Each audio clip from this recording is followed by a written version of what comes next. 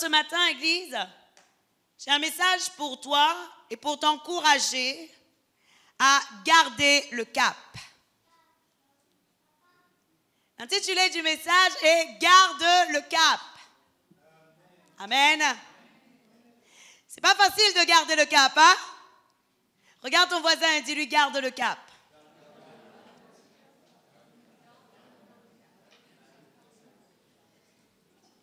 Amen. Gardez le cap, bien-aimé de Jésus. Alors, qu'est-ce que veut dire garder le cap? Garder le cap est une expression couramment utilisée, signifiant maintenez votre direction, votre engagement envers le Christ et dans l'œuvre à laquelle il vous a appelé. Dans toutes les choses où il vous a donné une responsabilité, dans votre famille, dans tout ce que vous avez à faire, gardez le cap. Amen. Gloire à Dieu. Parce que je crois, Église, que dans les circonstances dans lesquelles nous sommes, parfois, garder le cap est une chose très, très, très difficile. Surtout lorsque nous désirons vivre pieusement en Jésus-Christ. Pourquoi? Parce que la parole de Dieu nous dit, tous ceux qui veulent vivre pieusement en Jésus-Christ seront persécutés. Waouh! Non seulement je veux vivre pieusement, mais en plus, comme résultat, j'aurai la persécution.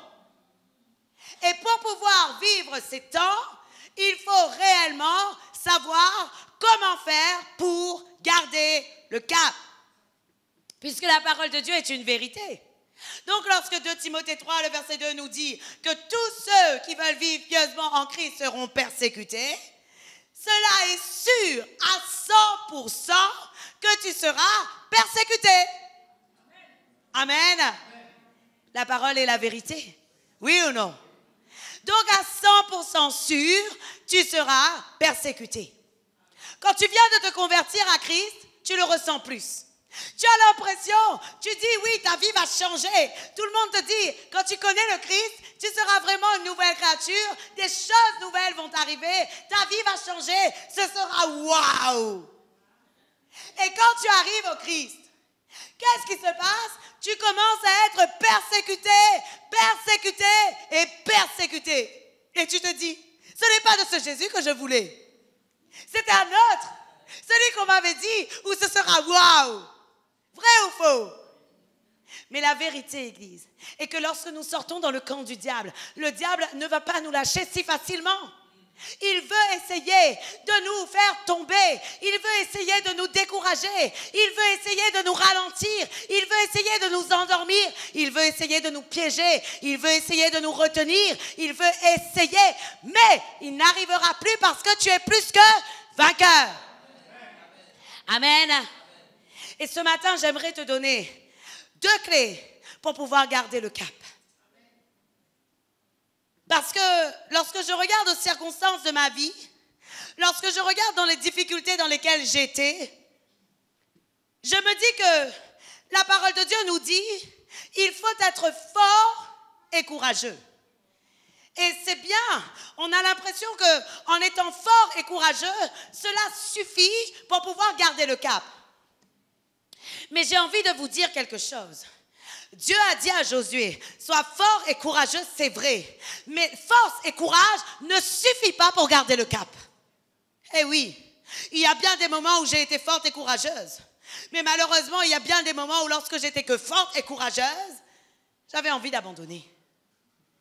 Et en réalité, je crois que ce n'est pas suffisant. Parce que ce que nous avons besoin, ce n'est pas seulement d'être forts et courageux, mais c'est que nous avons réellement besoin. C'est non seulement d'être fort, d'être courageux, mais aussi d'être résistant et d'avoir de l'endurance. Et ce qui veut dire que la première clé que nous avons besoin est d'avoir un caractère résilient. Dieu cherche des hommes et des femmes résilients. Regarde ton voisin et dis-lui, tu dois être résilient.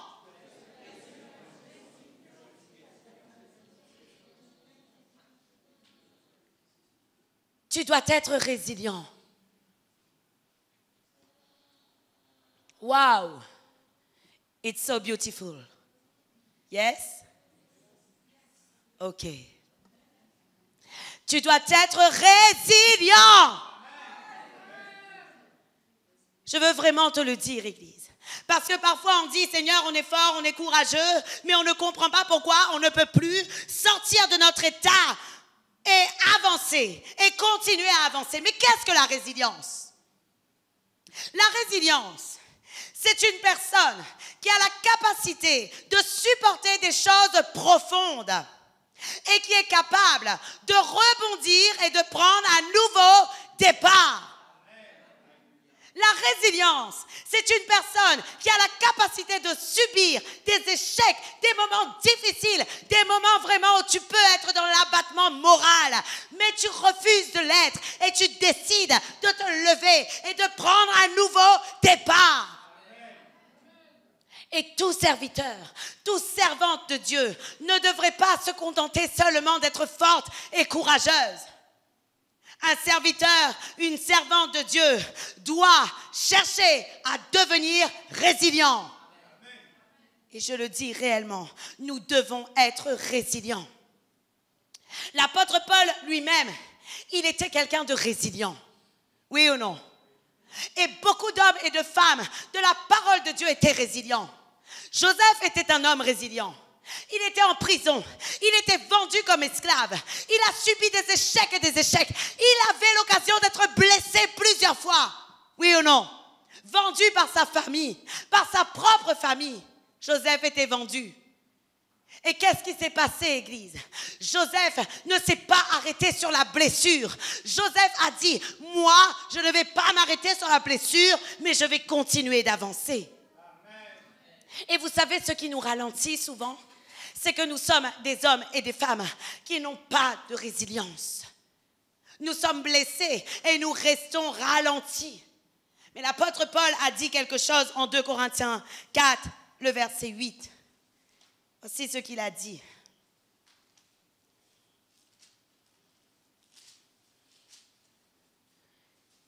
Quelle résilience il avait. L'apôtre Paul dit, nous sommes pressés de toute manière, mais non réduits à l'extrémité, dans la détresse, mais non dans le désespoir, persécutés, mais non abandonnés, abattus, mais non perdus. L'apôtre Paul dit quelque chose, nous sommes pressés de toute manière. Mais il dit quoi? Il dit, mais non réduit à l'extrémité. Autrement dit, est-ce que cela voulait dire que l'apôtre Paul n'avait pas l'occasion d'être écrasé? Bien sûr que si. L'apôtre Paul avait l'occasion de choisir d'être dans un état d'abattement, dans un état où il était écrasé, dans un état où vraiment il n'allait plus se relever. Mais il n'a pas choisi cela. Il a dit, je suis pressé, oui, mais je ne me laisserai jamais écraser. Nous sommes pressés, oui, mais nous ne serons jamais écrasés. Et voici ce qu'il dit encore. Il dit, nous sommes dans la détresse, mais non dans le désespoir. Et quand tu es résilient, tu n'entres jamais dans le désespoir. Le désespoir est quelque chose qui va malheureusement t'empêcher d'avancer. Le désespoir, lorsque tu te dis il n'y a plus de solution, lorsque tu te dis rien ne peut changer, lorsque tu vois déjà la situation d'échec, ne peut pas te permettre d'avancer, Église. Et souvent, nous sommes non seulement désespérés, mais nous sommes dans la détresse, mais nous sommes encore plus dans le désespoir. Oui ou non? Je suis sûre qu'il y a des hommes et des femmes ici qui parfois tu es dans la détresse, mais encore plus, tu ne restes pas seulement dans la détresse, mais tu vas jusqu'au désespoir. où tu te dis, il n'y a plus de solution, la situation est trop difficile, tu es écrasé, tu n'as plus envie d'avancer, tu ne peux plus avancer. Et là, tu rentres dans un état de désespoir. Mais Dieu ne veut pas que tu sois dans le désespoir. Le Seigneur ne veut pas que tu sois dans le désespoir. Et tu sais pourquoi? Parce qu'il a donné un homme. Il a donné, une personne. Il a donné le Saint-Esprit. Et vous savez, qu'est-ce qu'il dit du Saint-Esprit? Il dit que le Saint-Esprit est le consolateur. Si Dieu voulait que tu sois dans le désespoir, si le Seigneur voulait que tu restes abattu, si le Seigneur voulait que tu restes sur tes blessures, si le Seigneur voulait que tu restes sur des échecs, il n'aurait jamais donné à une personne qu'il a lui-même appelé le consolateur. Ce qui veut dire, Église, que Dieu ne veut pas que tu restes dans l'échec. Dieu ne veut pas que tu restes non plus dans le désespoir. Dieu ne veut pas que tu restes sur ta blessure, mais Dieu veut que de cet échec, tu en sortes une leçon afin de pouvoir avancer et te dire, maintenant, je me lèverai, je continuerai à aller. Parce que la résilience, c'est d'avoir cette attitude que malgré l'échec, malgré la détresse, malgré les moments difficiles, malgré les moments de blessure, j'avancerai quand même.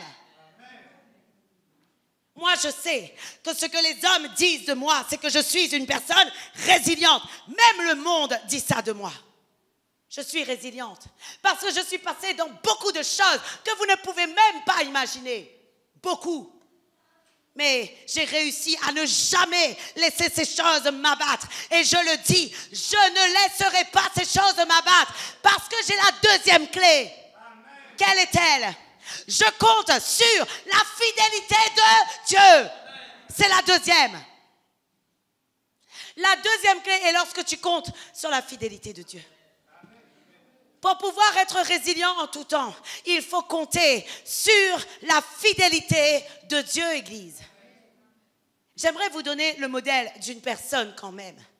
Une personne qui, au lieu d'être résilient, a été plutôt dans la détresse, a été dans le désespoir. Plutôt que la détresse. Savez-vous que la parole de Dieu nous montre un homme dépressif? Savez-vous que la parole de Dieu nous montre un homme dépressif? Élie. Je n'entends pas d'amen. Vous êtes surpris? Élie était un homme qui, à un moment donné de sa vie, est entré dans une dépression. 1 Roi 19. Enfin, Dieu merci, le Seigneur l'a sorti de là avant. Mais Élie n'était pas loin de la dépression. Oui, il n'était pas loin de la dépression. Vous savez à quel moment? Lorsque Élie avait déjà détruit Baal. Lorsque Élie avait déjà détruit tous les prophètes de Baal. Élie devait croire en lui-même. Ça y est, j'ai fait ma tâche. Le plus dur est fait. Oh, je vais pouvoir me reposer. Et c'est alors qu'Élie, à un moment donné, a appris par un serviteur de Jézabel. Jézabel est un esprit impur, Église. Et très moche, très laid, et qu'il faut chasser au nom de Jésus-Christ.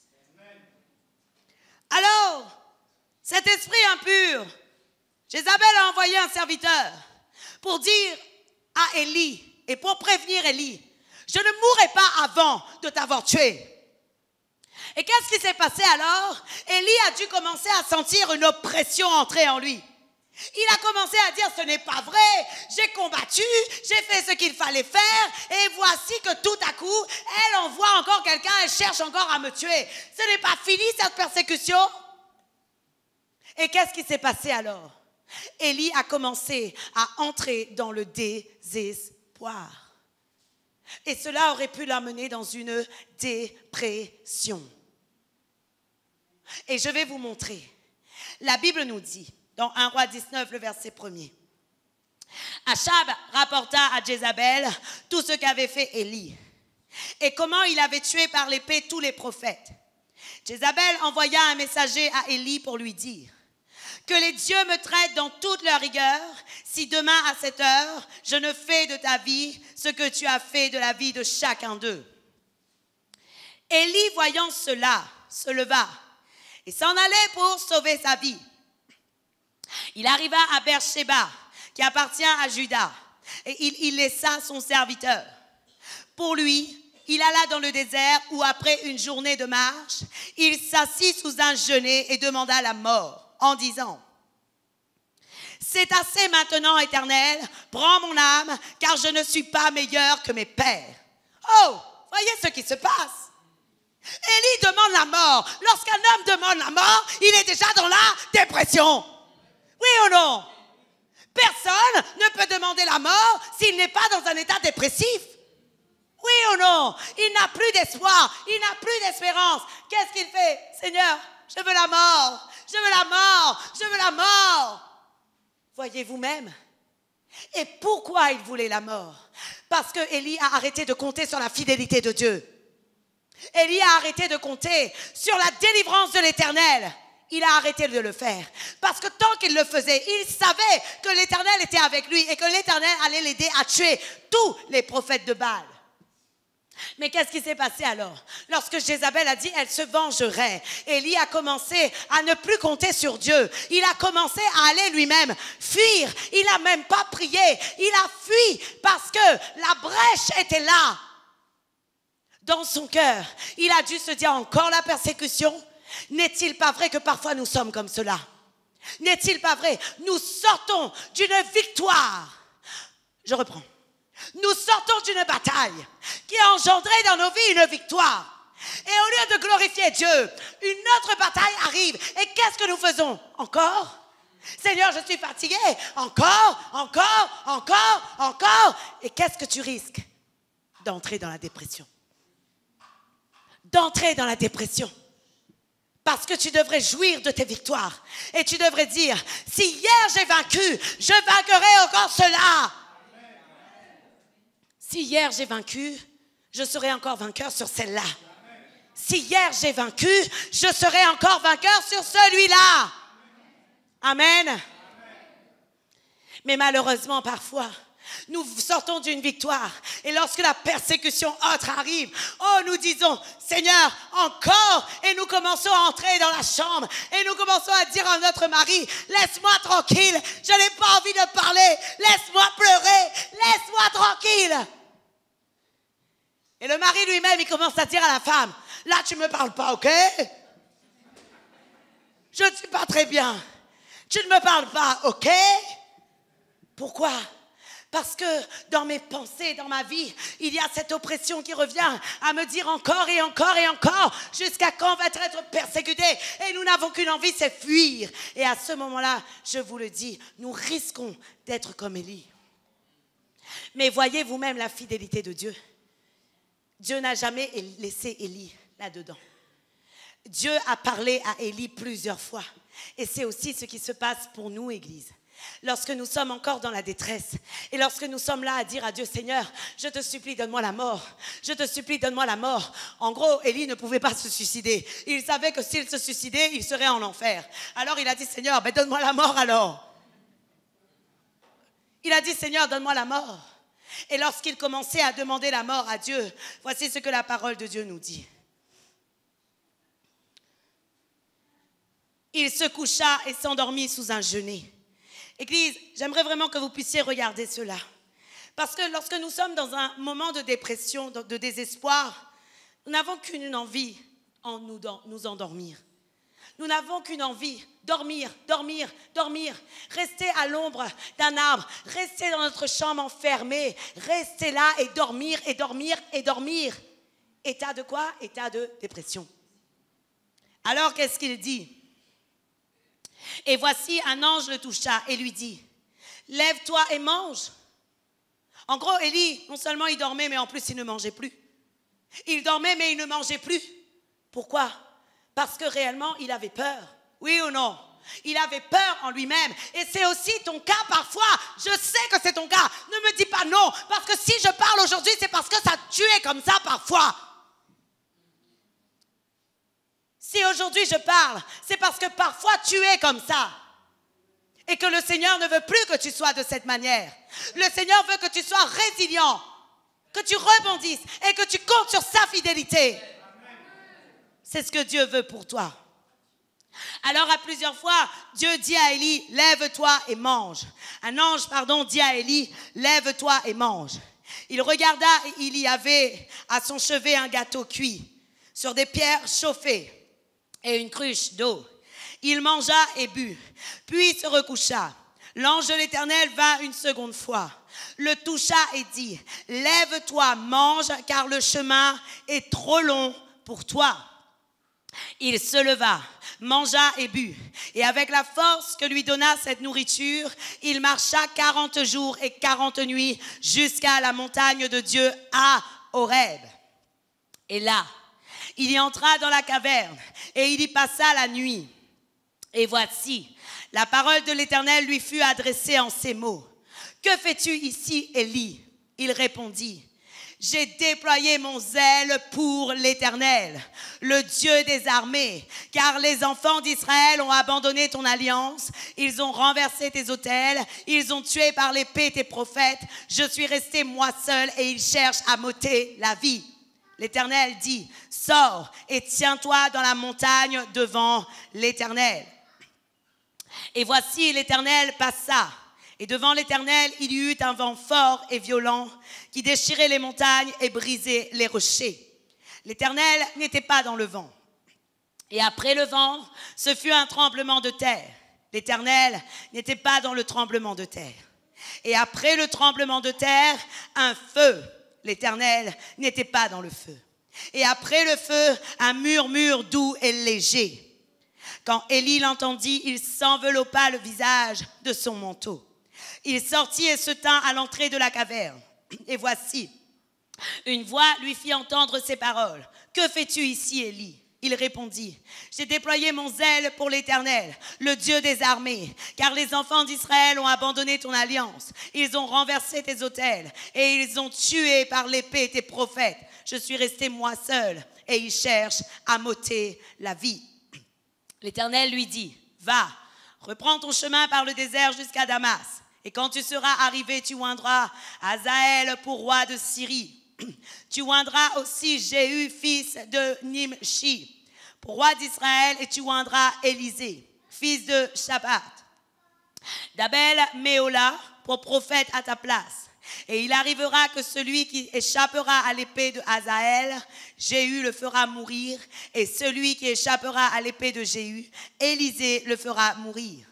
Mais je laisserai en Israël 7000 hommes, tous ceux qui n'ont point fléchi les genoux devant Baal et dont la bouche ne l'ont point baisé. » Amen. Gloire à Dieu. J'aimerais reprendre le contexte de cette parole. Beaucoup d'hommes et de femmes sont des serviteurs de Dieu. Ils déploient leur zèle jour et nuit pour Dieu. Ils déploient leur zèle jour et nuit pour l'œuvre de Dieu. Et même dans ta vie, tu fais des choses où vraiment tu fais tout pour l'amour de Dieu. Et qu'est-ce que la parole de Dieu nous dit? La Bible nous dit qu'à un moment donné, Élie était fatigué. Il dit, Seigneur, vraiment, j'en ai marre, j'ai tout fait, j'ai déployé mon zèle pour toi. J'ai fait ce qu'il fallait faire. Et voici que maintenant, les personnes veulent m'ôter la vie. Mais vous voyez, Église, alors que Élie ne comptait plus sur la fidélité de Dieu, Dieu est toujours resté fidèle. Vrai ou faux? Dieu lui a préparé son repas. Pendant que tu es dans le désespoir, n'oublie jamais que Dieu enverra toujours des personnes vers toi afin de te donner de quoi manger et renouveler tes forces. Pendant que tu es dans le désespoir, n'oublie jamais que le Seigneur est celui qui te tendra toujours la main pour te dire reviens, reviens, je vais me présenter à toi. Pendant que tu es dans les moments difficiles, n'oublie jamais que le Seigneur sera toujours celui qui préparera une nouvelle victoire. Parce que lorsque Dieu est apparu à Élie, qu'est-ce qui s'est passé? Il a présenté la victoire à son problème. Oui ou non? Lorsque Dieu a parlé à Élie, il a dit à Élie quelque chose. Il a dit, Élie, pourquoi t'en fais-tu? J'ai déjà préparé la solution. Voici comment je vais faire. Je vais donner un roi qui va vaincre ces situations. Et ceux qui échapperont à ce roi, il y aura un autre roi qui les terrassera. Oui ou non? Mais qu'est-ce que Dieu a dit à Élie? Alors qu'Élie se croyait seul, Dieu dit à Élie, tu n'es pas seul, j'ai réservé pour toi 7000 hommes. Ce qui veut dire, Église, qu'aucun serviteur de Dieu, aucun disciple de Jésus-Christ ne peut entrer dans le désespoir. Tu ne dois jamais entrer là-dedans. Parce que le Seigneur a déjà préparé la victoire qui est la tienne. Vous savez, Église, à un moment donné, je me suis posé cette question. Pourquoi Dieu n'était-il pas, dans le vent fort et violent? Pourquoi Dieu n'était-il pas dans le tremblement de terre? Pourquoi Dieu n'était-il pas dans le feu? Mais pourquoi Dieu était dans un murmure doux et léger? Élie était déjà abattu. Dieu voulait seulement révéler à Élie qu'il n'était pas à l'origine de toutes les tempêtes de sa vie, qu'il n'était pas à l'origine de tout tremblement de terre de sa vie, qu'il n'était pas à l'origine de tout feu de sa vie, mais qu'il est sûrement à l'origine des murmures de la douceur de Dieu dans sa vie. Et que Dieu voulait prendre soin de lui. Je te pose cette question. Dieu est-il à l'origine de tous les tremblements de terre dans ta vie? Non. Est-il à l'origine de tous les feux dans ta vie? Non. Est-il à l'origine de tous les vents violents et les tempêtes de ta vie? Non. Et la Bible nous prouve que Dieu n'est pas là-dedans. Dieu est dans le murmure doux et léger. Autrement dit, Dieu voulait dire à Élie, moi je suis là. Et même si tu ne m'entends pas, je suis toujours là. Je suis dans le murmure doux et léger de ta vie. Ce que tu as du mal à voir, ce que tu as du mal à percevoir, ce que tu as du mal à ressentir, mais je suis là. Et j'aimerais te dire quelque chose. Lorsque tu es dans les moments difficiles, garde le cap, parce que Dieu est dans le murmure doux et léger de ta vie. Dieu est dans le murmure doux et léger de ta vie. Même si tu as l'impression qu'il ne se passe rien, Dieu est là et il passe à côté de toi et il prépare la victoire. Il prépare ceux qui vont terrasser les puissances, les autorités et les dominations qui agissent contre ta vie. Et Dieu garde pour toi une part spéciale et réservée. Aujourd'hui, je vous le dis, cette parole est importante. Recevez-la dans vos cœurs. Comprenez pourquoi il n'y a pas de tremblement de terre. Pourquoi il n'y a pas de feu. Pourquoi Dieu n'est pas là-dedans. Pourquoi Dieu n'est pas dans le vent. Mais pourquoi Dieu est dans le murmure doux et léger. Si la parole de Dieu nous le parle, si la parole de Dieu nous le met en évidence, c'est qu'il y a quelque chose à comprendre. Et alors, moi, j'ai pu comprendre que puisqu'Élie était déjà abattu, Dieu ne pouvait pas encore prendre une situation comme si qui allait le terrifier parce qu'il était déjà bien abattu. Il fallait que le Seigneur le relève avec douceur. Oui ou non? Il fallait que Dieu relève Élie avec douceur. Et je peux te le dire, le Seigneur est celui qui prépare des moments pour toi de qualité afin que tu puisses avoir des victoires. Voilà pourquoi je te dis, garde le cap. Sois résilient et compte toujours sur la fidélité de Dieu. Compte toujours sur sa fidélité. Parce qu'aucune situation de ta vie aucune situation de ta vie manque à la présence glorieuse de Dieu. Mais ta vie entière est remplie de la présence glorieuse de l'Éternel. Même si tu n'as pas l'impression. La Bible nous dit, celui qui vous appelle est fidèle et c'est lui qui accomplira tout. Amen. Amen. Celui qui t'appelle est fidèle et c'est lui qui accomplira tout. Vous savez, Église, dans notre vie de serviteur de Dieu, il y a bien des moments où nous aurons envie d'abandonner. Dans ta vie de serviteur de Dieu et dans ta vie de disciple de Jésus-Christ, il y a des moments où tu auras envie de te cacher. Il y aura des moments où tu auras envie de dire à Dieu, Seigneur, vraiment, arrête, stop. Si je pouvais mourir, ce serait mieux. Mais je vais vous dire quelque chose. Nous ne devons pas entrer dans ces choses. Vous savez pourquoi? Parce que le Seigneur nous a fait une promesse. Et cette promesse est la vérité. Il a dit que lui, il sera toujours avec nous. Il ne nous délaissera pas et il ne nous laissera pas. Et j'aimerais te dire, le Seigneur ne te laissera jamais. À vous, hommes et futurs hommes de Dieu, futures femmes de Dieu, je veux parler à ton cœur. Je veux parler à toi, disciple de Jésus-Christ. Il y aura bien des moments où tu auras envie d'abandonner parce que tu vas tellement te retrouver seul, tu vas tellement te retrouver seul contre tous qu'il y aura des moments où tu auras envie d'abandonner comme Élie. Il y aura des moments où tu ne te sentiras plus bien, où tu diras à Dieu, Seigneur, mais vraiment il faut que ça s'arrête, stop, arrête ces choses, arrête. Mais j'aimerais te dire quelque chose. Tu ne peux plus dire à Dieu d'arrêter parce que la parole de Dieu dit celui qui met un pied à l'étrier et qui regarde en arrière n'est pas propre pour le royaume des cieux. Lorsque Dieu a commencé quelque chose avec toi, cela s'accomplira. Cela s'accomplira. Lorsque Dieu a commencé quelque chose avec toi, malgré les moments difficiles, cela se fera. Parce qu'il a fait une promesse, il ne te délaissera pas. Vous savez, Église, je sais très bien, et vraiment souvent je dis à Dieu, Seigneur, cette œuvre n'est pas la mienne, cette œuvre est difficile, et il y a des moments où je suis persécutée, mais je vais vous dire quelque chose, je n'ai pas envie de me tromper de combat, et je le redis, et je le redirai encore sans cesse, ça m'est égal ce que tu penses de moi, ça m'est égal ce que tu dis de moi, moi je combats, et je combats, et je combats. Pourquoi? Parce que j'ai besoin de faire l'œuvre de Dieu.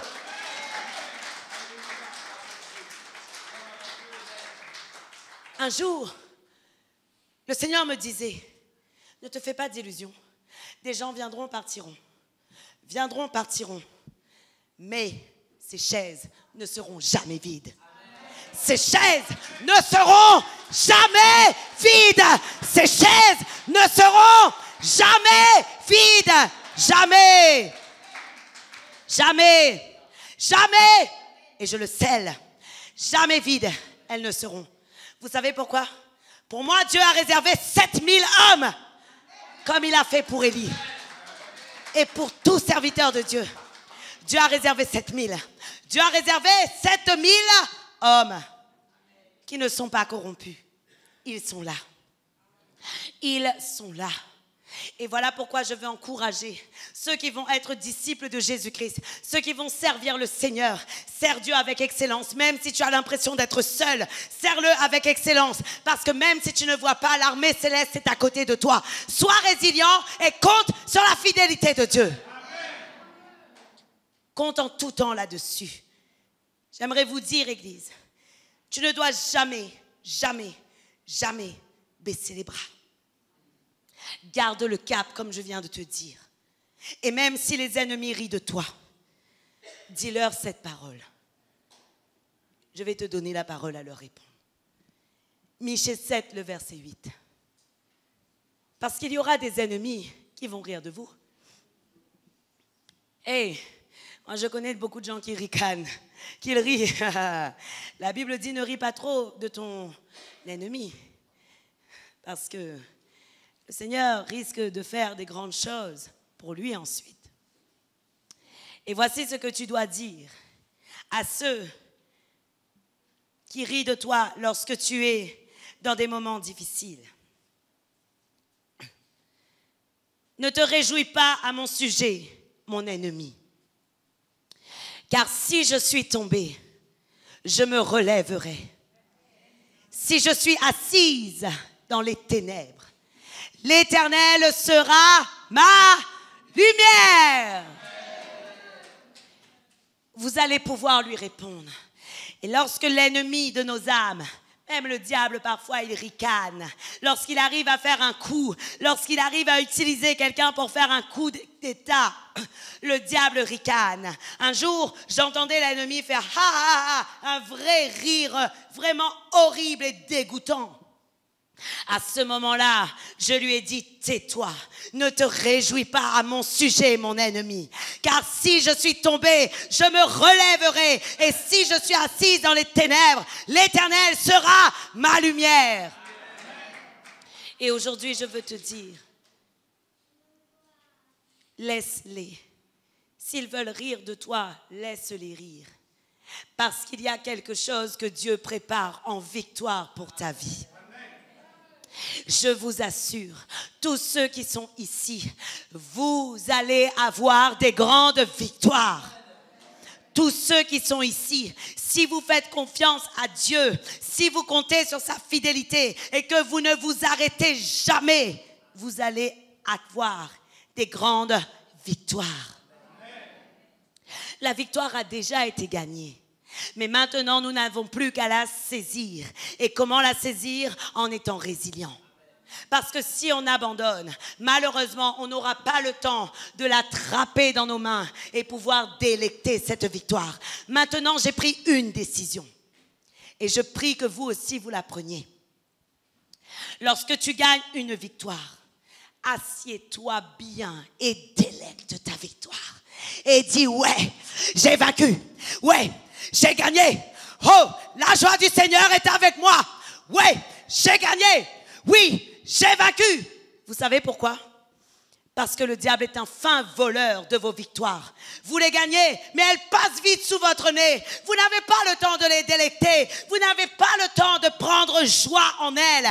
Et malheureusement, le manque de joie que la victoire peut occasionner dans vos vies engendre que vous pouvez entrer dans une situation de désespoir.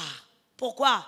Parce que vous vous dites en vous-même, je ne prends aucun plaisir à faire ce que je fais. Et il faut prendre du plaisir dans l'œuvre de Dieu.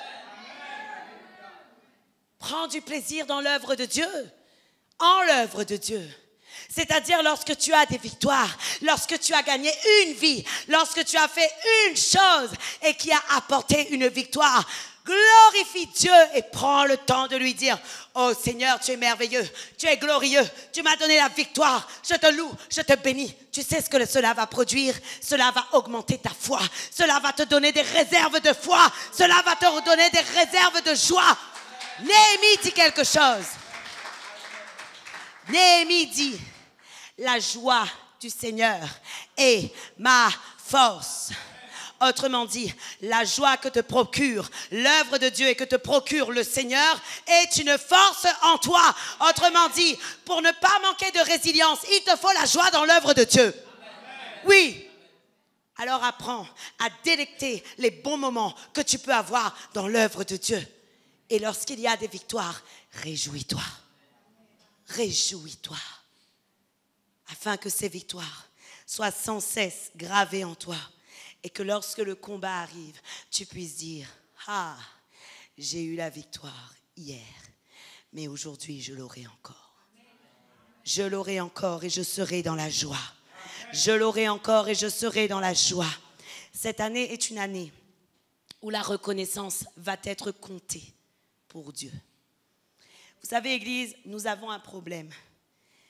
Connaissez-vous cette parole de Philippiens 4, le verset 7? La Bible dit,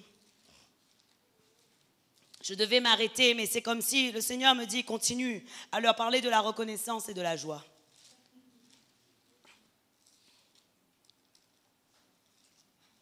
La Bible dit, dans le verset 6, la Bible dit, ne vous inquiétez de rien, mais en toute chose, faites connaître à Dieu par des prières et des supplications, virgule, avec des actions de grâce. Souvent, nous sommes dans la prière, dans la supplication. Seigneur, je te demande de faire ça pour moi. Et quand ça n'arrive pas, je te supplie, Père. Et puis on s'arrête là. Mais on devrait monter de niveau. Et dire à Dieu, Seigneur, je te loue et je te glorifie de ce que tu as déjà fait. Parce que ce que je t'ai demandé, je l'ai déjà reçu. Car ta parole déclare, qui demande reçoit, qui demande reçoit, qui cherche trouve. Et parce que celui qui cherche trouve et celui qui demande reçoit, alors je te rends grâce de ce que tu as déjà accompli.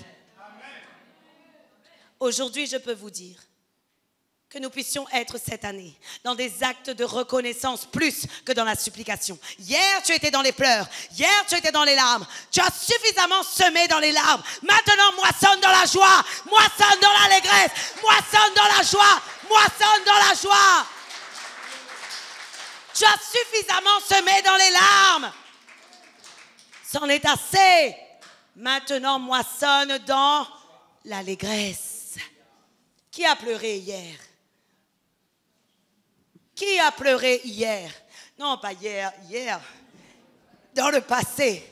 Qui a pleuré dans le passé? Oh, nous avons trop souvent semé dans les larmes. Mais la Bible dit, celui qui sème dans les larmes récoltera dans l'allégresse. Celui qui sème dans les larmes récoltera dans l'allégresse. Ceci confirme ce que je vous avais dit en janvier 2020. Début janvier, je vous ai dit, cette année est une année de récolte de ce que nous avons semé. Et nous allons récolter dans l'allégresse. Alors aujourd'hui, hier tu as pleuré, sois dans la joie aujourd'hui. Et prends le temps d'apprécier tes victoires. Parce que tu vas avoir des victoires. Pardonnez-moi, je suis obligée de vous dire, pas sans persécution, mais tu auras des victoires. Délecte tes victoires. Qui a déjà pris le temps de s'asseoir pour regarder à une victoire reçue? La petite fille. Waouh. Nous sommes peu, oui ou non? Nous sommes peu à avoir déjà pris le temps de nous asseoir et de dire, Seigneur, hier il y avait ça qui ne se passait pas bien. Hier il y avait ça qui n'allait pas. Mais aujourd'hui tout est différent. Ça va, ça va, ça va. Et waouh, si ça va, ça va, ça va, le reste ira.